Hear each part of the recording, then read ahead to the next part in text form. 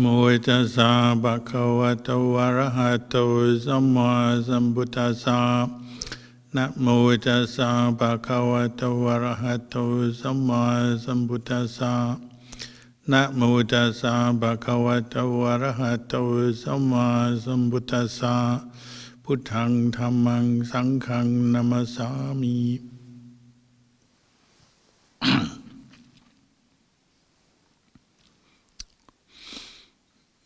Blessings, good evening.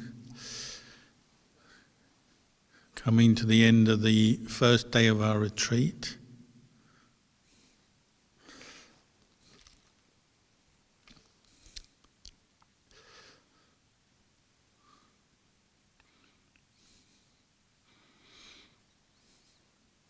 When the Buddha was teaching, he would encourage people to practice for the end of suffering,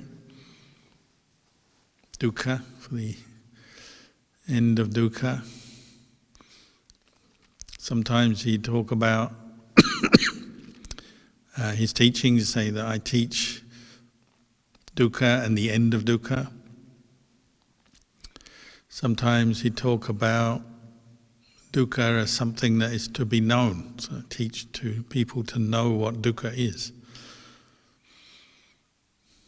That's from the first noble truth. When the Buddha taught the Four Noble Truths, each of these four truths has a duty. So the first noble truth is dukkha. And that, he said, is to be known, to be understood. The second noble truth, the cause of dukkha, the cause of suffering, he identified as craving, attachment. And that's to be abandoned, that's the duty, that's the practice. Third noble truth is the cessation of suffering, cessation of dukkha. That's to be realized. Fourth noble truth, magga, the path leading to the cessation of dukkha.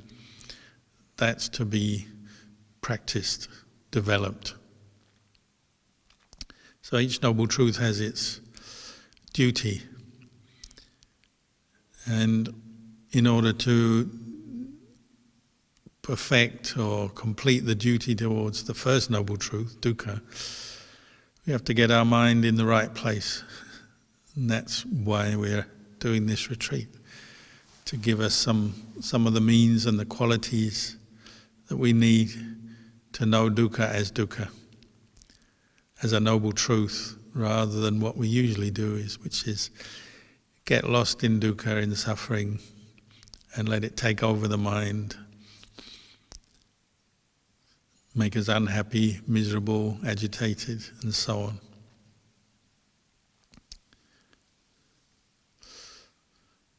To know dukkha, as a noble truth, we need to develop this mind. So this path that we're developing and practicing,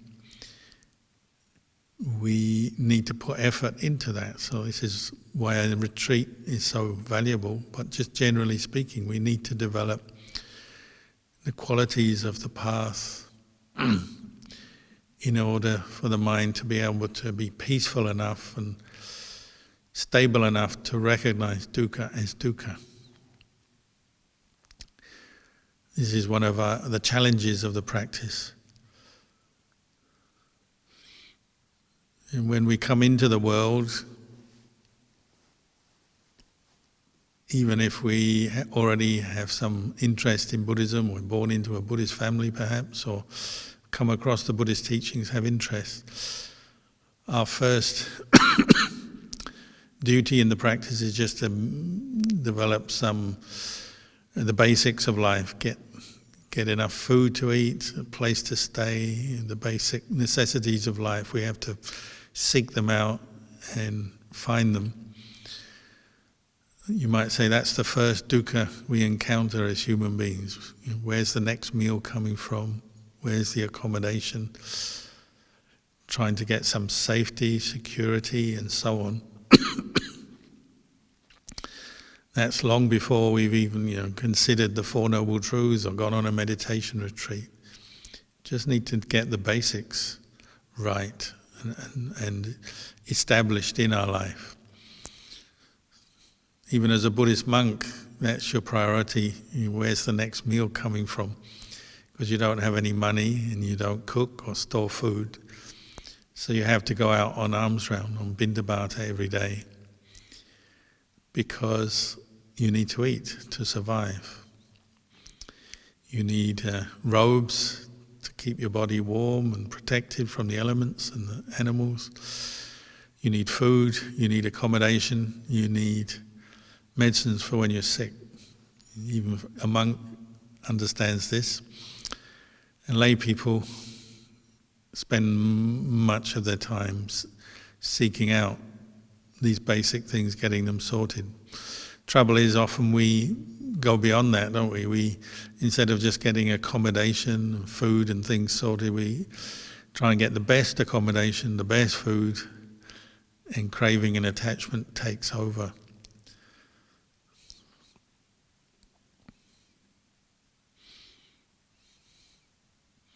But once we have sorted them out,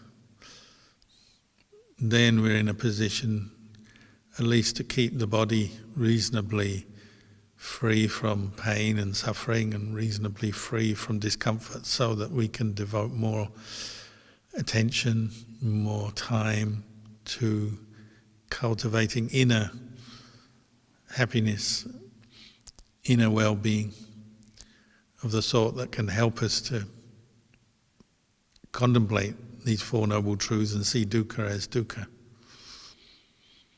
It's only when the mind is calm and stable that you can really see dukkha as a noble truth.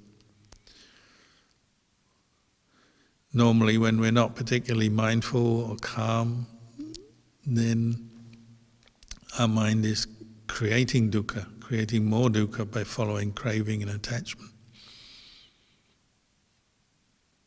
And the purpose of the practice is actually develop the qualities that will help to reduce dukkha, overcome it. And that means developing enough mindfulness, discernment and wisdom to bring the mind up more under control, bring up the mindfulness, bring up the steadiness, and then abandon craving when it arises into our experience. And that takes practice. That's why we are cultivating the path. That's how do we practice for the end of suffering? Well, we're cultivating the path, particularly sila, precepts and the mindfulness and the restraint that requires. Samadhi, states of calm that we develop through meditation, such as mindfulness of breathing, for example. And then panya, discernment or wisdom, to actually recognize craving, attachment for what it is, and cut it off. We need to develop these qualities so that we can deal with dukkha and recognize dukkha for what it is.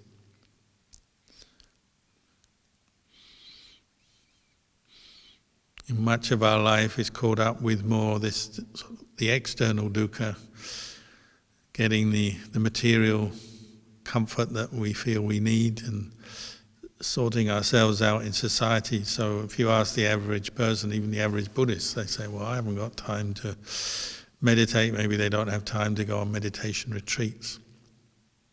I'm just struggling to pay the bills or look after my family or do this, do that.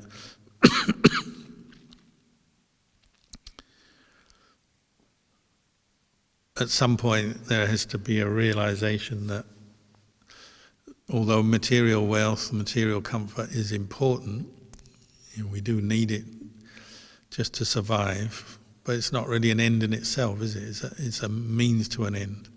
It's to support us in the practice. And so if you're on retreat, then it's a sign you have enough of an opportunity to come and practice during this retreat, Either you've taken time off work, or you don't need to work, or you're in a position that you don't have to go out to seek out the basic necessities of life. You've got enough at the moment, so you can join a retreat.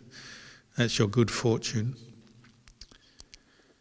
But some people, even they may have the opportunity, they have time, they're in a supportive position, maybe, but they don't yet see the need to train their mind any more than normal. They're not yet interested or haven't reached the point where they want to abandon craving and attachment.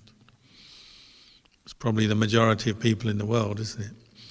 And what brings you to the point where you actually want to abandon craving and attachment? Maybe you've had an insight into the limitations of the world, say an insight into the impermanent nature of the world, perhaps. There was once a man who used to come and see Luang Por Chah regularly. He was a disciple of Luang Por Chah. And he said, all these years, Luang Por, you've been teaching me to earn a living, not get into debt, manage my funds, look after my family, build up my business, be a good citizen, be honest, be generous with other people. All these years you've been teaching me to be a good person as such. But then recently you've been telling me to practice letting go of craving and attachment. You've been teaching me that, I've built up my business, I've built up my wealth, I've got my family. I'm too attached to these things. I need to practice letting go. I need to practice letting go of, all these desires that I have for comforts and convenience in life. Now you're looking at things from a different angle, and for me it's confusing. The man was complaining to Luang Por Chah. He said, you taught me to be a good person, build up everything. Now you're teaching me that everything is impermanent and I should let go. What do you want me to do? In frustration, perhaps. And dealing with dukkha is a bit like that. We have periods where we notice the dukkha of life, the dukkha of earning a living, having a family, even the dukkha of coming on a meditation retreat, dealing with a body that has pain and discomfort, feeling tired, and a mind that is restless, not yet very mindful perhaps, with all kinds of emotions coming up and distractions and sleepiness. We have all this insight into dukkha, and then we get motivated to practice, to develop the path, to abandon craving, to abandon attachment. But then after a while, perhaps the craving and attachment returns, and we lose our motivation to practice. And we go back to just kind of going along with things, maybe having achieved a certain amount of peace and success in our life. We've got a job maybe, got family, and the Dhamma seems more remote, and the path leading to the end of suffering seems more remote again. Most people have this sort of back and forth where they have periods where they really see the impermanent, temporary nature of the world, the lack of self in the world, the conditioned nature of the world, and they want to let go. They're tired of attaching. They want to practice the Dhamma for the end of suffering. And then the mind sinks back to craving and attachment, back to building up craving and attachment. And we go back and forth. This dynamic, I think, is true for most people. It's not like you just have one insight into the nature of the world, see everything as impermanent, unsatisfactory, not self, and then you just let go once and that's the end of the story. To really penetrate these Four Noble Truths, we have to keep practicing, keep reflecting, keep doing it. Keep doing retreats, keep meditating, keep cultivating the mindfulness. That's why the Buddha encouraged us to be very patient with our own minds.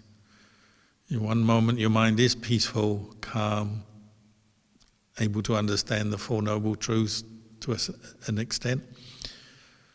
And the next moment it's all over the place. The next moment perhaps we're physically tired, and so the mind starts to get distracted, thinking a lot, agitated, worried. Maybe there's something coming up in our life that's worrying us. We start thinking about that.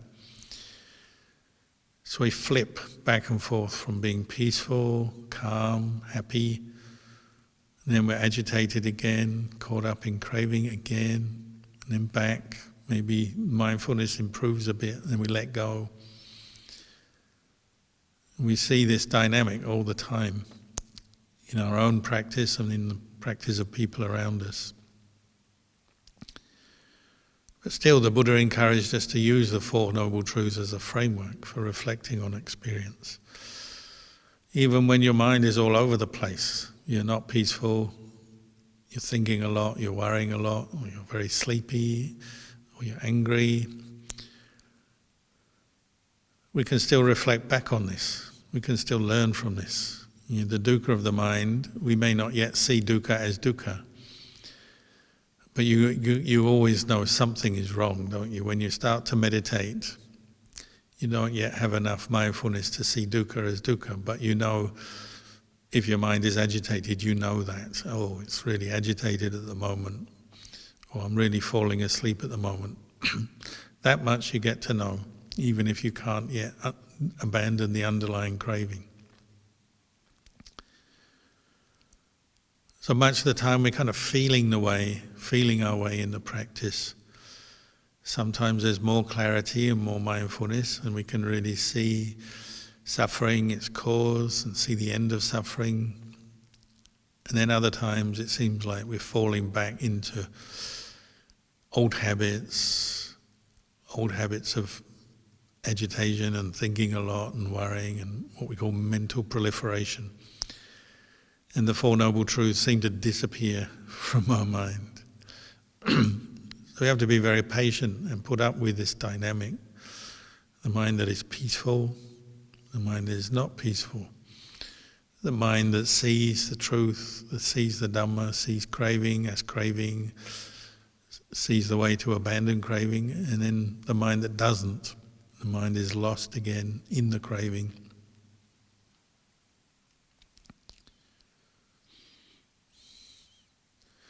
We don't actually have to look very far to see craving and attachment, do we? It's coming up all the time. That's what agitates you when you meditate.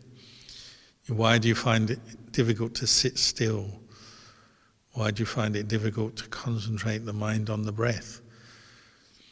It's because of craving and attachment coming up. Where does it come from? What comes through karma, through past action, past craving leads to current craving. Current craving, when we give in to it, leads on to future craving. It's like an old friend that we're so used to that we don't even think of trying to abandon it, get rid of it. We're just so used to it that we're so familiar with it. We just accept it. So you notice that when you meditate, maybe you're meditating, trying to watch the breath, bring up the mindfulness, and there's craving just proliferating in your mind as you sit there, thinking about what you're going to do next, or where would you like to go, or some nice fantasy, something that you bring up in your imagination. You don't even realize what you're doing. You say, oh, I'm watching the breath, but that's kind of like just some idea you've got in the back of your head, but the reality is you're sitting there with craving.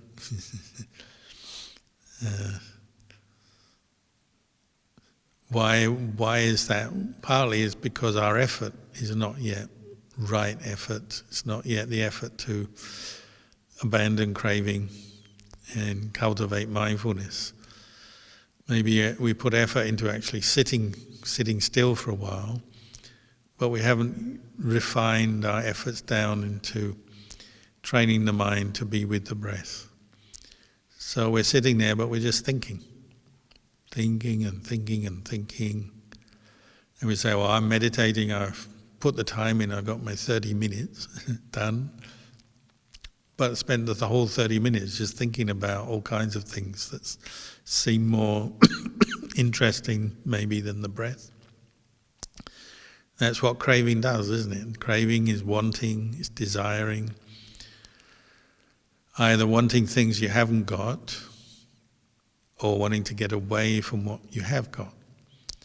So when you meditate, you notice that, don't you? You notice if you have feelings of discomfort in the body, your mind is kind of restless, just looking around for something, then you'll think up some desirable image or idea and take that on for a while in your mind with craving, with attachment.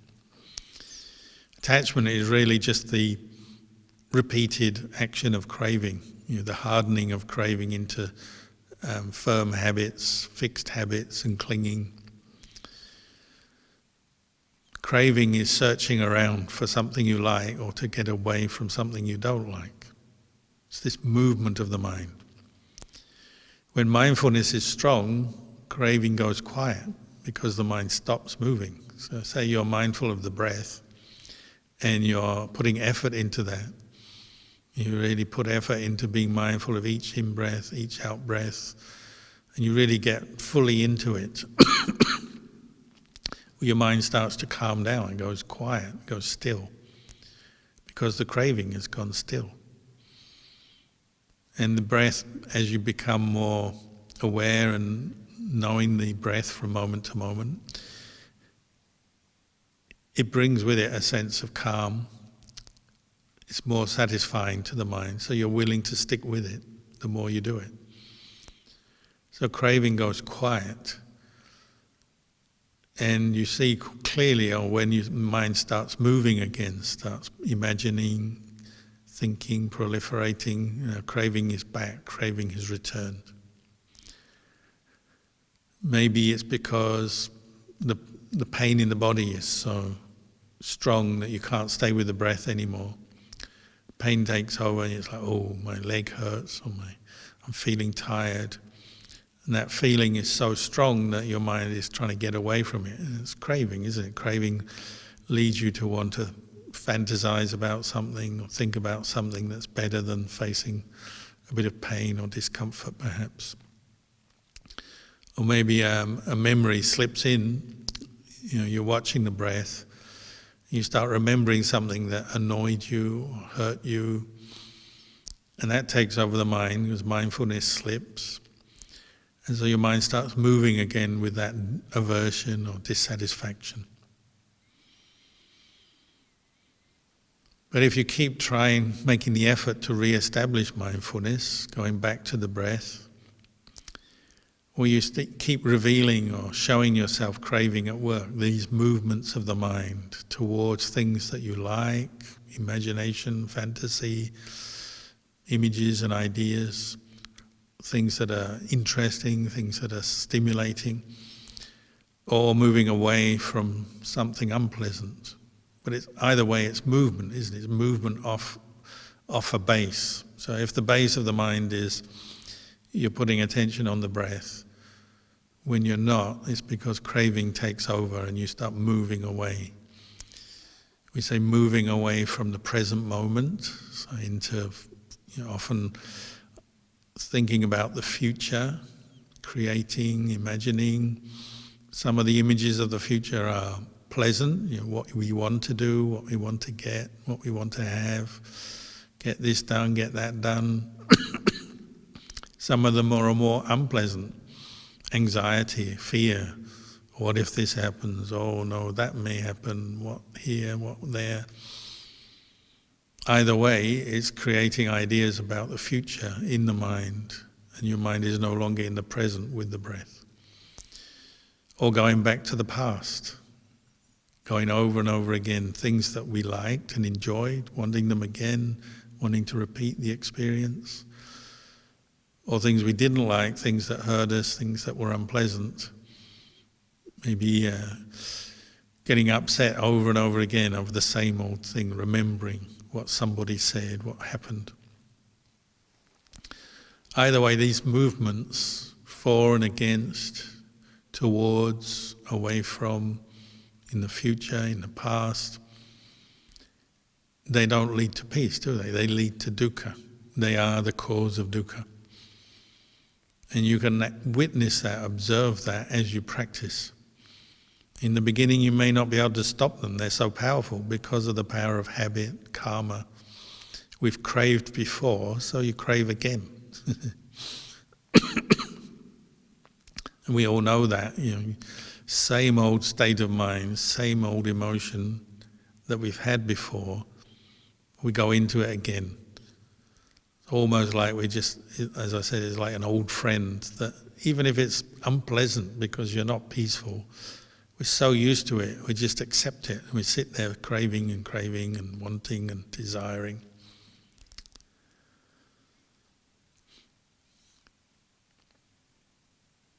In the end, in the beginning, the practice of establishing mindfulness on the breath or any other object, it's hard work. That's why we use the word right effort. It takes effort because of craving. Craving has its own energy, its own power. It's habit, it's delusion. We miss craving so much. Craving has disguises, kind of like a spy that has a disguise and sneaks into your life to cause you trouble. Craving can even seem correct at the time because it's so alluring, it's so convincing. So you're sitting there trying to watch the breath and then you start thinking about maybe your next retreat. Oh, where will I go on my next retreat? Already planning something that hasn't even happened yet. And it might even seem correct. It's the Dhamma, it's related to the Dhamma, and I'm here practicing Dhamma on this retreat, but I'm now thinking about my next retreat. Next retreat, I'm really going to do it. This retreat, I haven't even done it yet, but already you're going to really do it next retreat. Monks can be like this too. You're always thinking the next place you're going to go, because our monk's life, we don't have a fixed abode, a fixed house. So you're thinking, next year I'll go and spend the rains in that place, in that monastery, with that teacher, or nowadays even in that country. Haven't even got through this rains retreat, already thinking of next rains retreat. And it seems correct, because we know next rains retreat will happen, and it's related to the Dhamma, and it's important. I have to make my plans. I'm going on my retreat, my sabbatical, my journey here, there, wherever. But what does it do? In the present moment, it's taking your mind away with those movements, those ideas. And then even another part of the mind, another part of craving will come up. When you try to bring the mind back to the breath, another part of the mind will say, but I need to make my plans, I have to, it's important. There's always a good reason to follow craving. That's the disguise getting you, just craving, breeding more craving, and hiding and excusing it and finding reasons. Anything but to be with the breath in the present moment. We do this all the time, whether it's sense objects, thinking about things you like, what am I going to cook for dinner tonight, or what am I going to cook for my meal tomorrow, or what am I going to eat tomorrow, or things you need, certain items you need to buy, to purchase, to get, different pleasant things in entertainments you want to have, engage in, people, all kinds of things that stimulate sense desire. And we can we can find excuses, reason it all away. I need to think about this, I've got to get it. So it takes you away from the breath. The breath seems pretty boring. The breath is so boring. We're constantly being caught into views and opinions and desires. And these are the movements of the mind, the movement of craving, the proliferation of the mind. Where does it lead? It leads to suffering. It doesn't lead to peace, doesn't lead to understanding, discernment, wisdom. It weakens the mind. The only way you can overcome craving is to strengthen the mind with this right effort, with the mindfulness, And ultimately with insight, seeing craving as craving, wanting and not wanting, to see it for what it is, or the cause of suffering. Sometimes we can take it up as a theme, where did craving ever get me? From the past until now, where has craving got me? All it's got me is a mind that is not very peaceful. And unfortunately, it often leads us into unskillful behavior as well. Just working with the mind is bad enough. Mind is not very peaceful. But it leads on to speech, to action. And we act in craving, and so sometimes we hurt ourselves, hurt others. Why do we do things that cause ourselves and other people suffering? Because of craving. Craving is the bad guy in the movie, as it were, is the bad guy, the one you've got to sort out, because it keeps making us do things that cause us and other people trouble. Craving makes us angry, doesn't it? You don't get what you want, so your mind starts complaining. Mind starts complaining, sooner or later you say something based on that. If you don't say something, you might do something, depending on the intensity of the craving. You do something and it hurts yourself or hurts other people. Leads us to break precepts, leads us into making negative karma. But it takes time and effort and practice to work with craving, because we're going against a kind of ingrained habit, these familiar patterns of the mind. It takes time, and you have to kind of fumble your way along, because sometimes your mind does become stronger, the mindfulness becomes stronger. Recognizing craving is possible, you see, craving is the source of suffering, let it go. You have enough insight to do that, enough awareness, enough understanding to do that. Other times you don't, you're back with craving again. And then craving tends to undermine the strength of the mind, makes us feel weak again, so then you just give up, perhaps.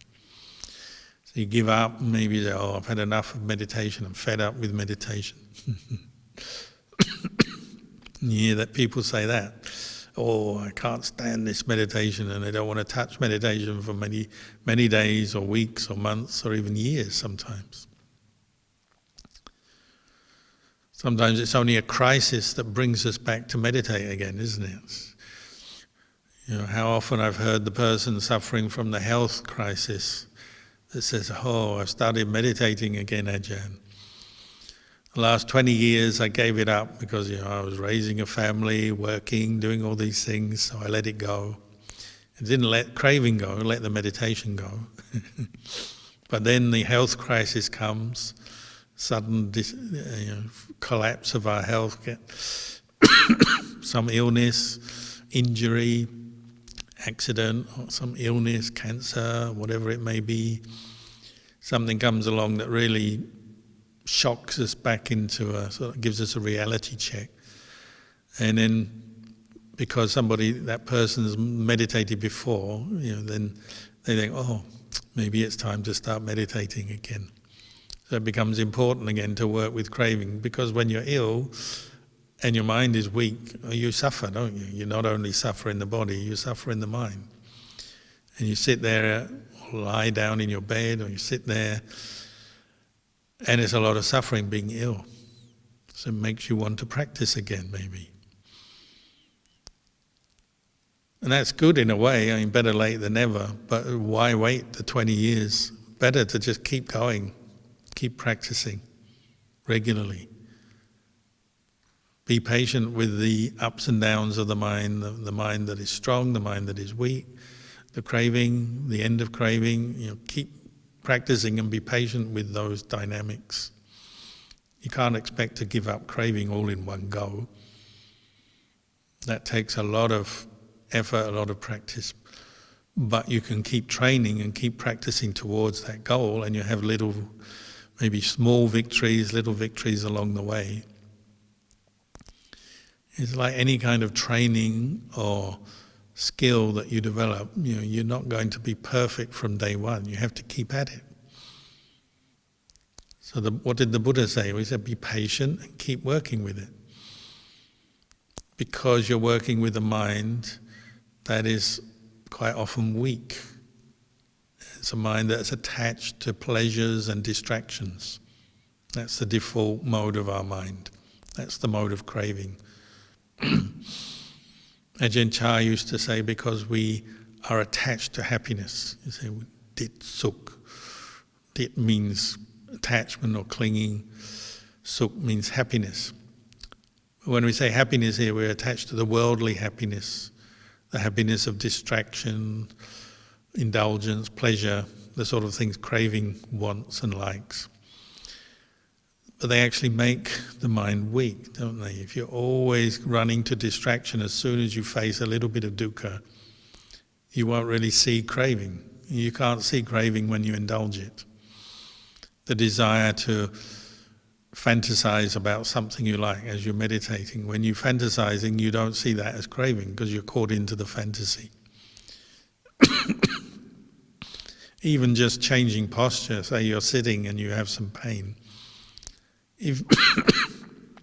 If you don't establish mindfulness when you change posture because of pain, then you don't realize what you're doing, do you?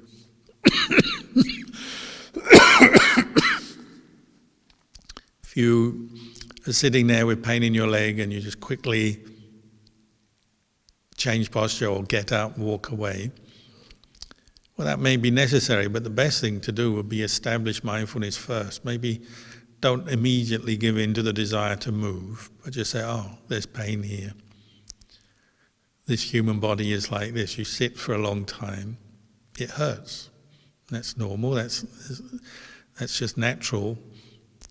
And then watch your mind. What does your mind do with that? If you're mindful, maybe you can just be with the painful feeling for a while and it doesn't bother you too much because you're mindful, you're just knowing it as dukkha, as suffering. When the mind is weak, as soon as there's a bit of pain, we don't like it. Because we're attached to pleasure, we don't like pain. And we follow that not liking, straight away we move, or we go into some kind of fantasy or imagination, away from the breath, away from the pain, and we're just feeding craving again. And you can do it. You can sit for a whole hour with pain by having a nice fantasy about where you're going to go on holiday or what you're going to do, whatever it is that you like, painting all kinds of nice pictures in your mind. You can do that. But it's not yet seeing dukkha as a noble truth. You're going into pleasure seeking and distraction away from the truth. Again, it's the craving in disguise. You don't realize what you're doing. You say, I'm completing my meditation sit, but actually what you're doing is going into distraction. So get into a good habit of looking at pain, at least before you stop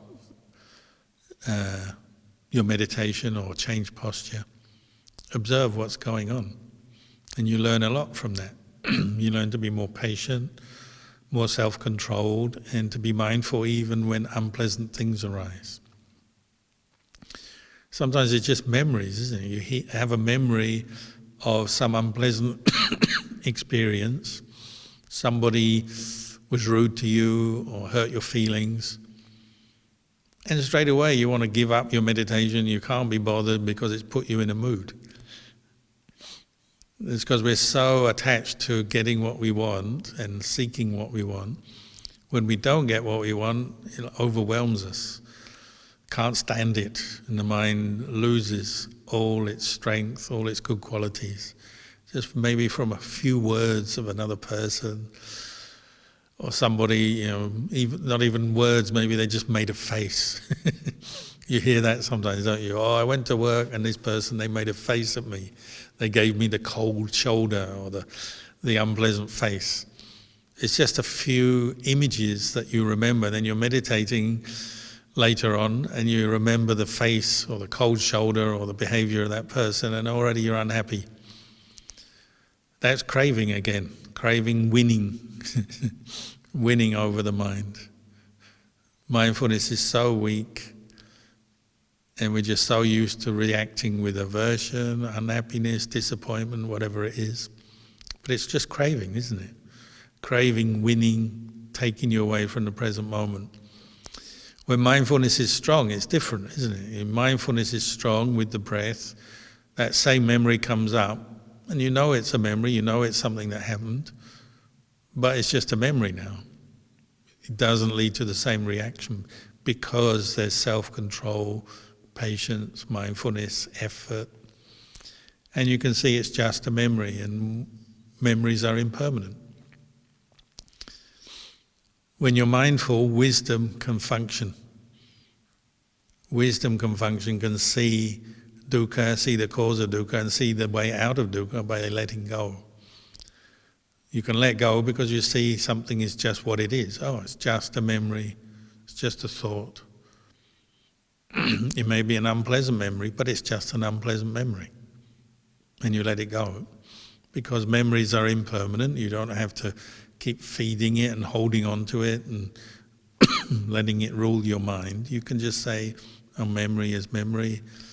As we chant in the morning, perceptions are impermanent, sanya, anicca, and we let it go. When there's mindfulness, there's effort, you can do that. Mind is strong. When there's no mindfulness, we succumb, we give in to the defilement, to the craving. So this is why it's valuable to come on a retreat, train like this, practice like this. You're improving your mindfulness, improving your discernment, your wisdom and understanding, to see dukkha as dukkha. Oh, it's just like this. Birth is dukkha, aging is dukkha, sickness is dukkha, death is dukkha. Not getting what you want is dukkha. Getting what you don't want is dukkha. In short, not getting your wishes fulfilled is dukkha. Attachment to this body and mind or the five khandhas is dukkha. We're bringing the mind to the point where we can see dukkha as dukkha, not getting lost in it and not reacting with craving, but just know, oh, it's dukkha. When the mind is in a good state with mindfulness, at ease, the ease that comes with mindfulness, then the wisdom faculty, our intelligence, our ability to discern the truth, understand the truth is there. And we can see it as it is. So it's actually a mind that is in a good state, wholesome state, that can see the Four Noble Truths and realize them. When the mind is weak, under the influence of craving, is not yet ready to see the Four Noble Truths. And we carry on getting lost in the mental proliferation. So every moment of mindfulness, every bit of effort you put in to bring up mindfulness in your practice is a small victory towards your ultimate goal of knowing dukkha, knowing suffering and letting go of the causes of suffering, letting suffering end.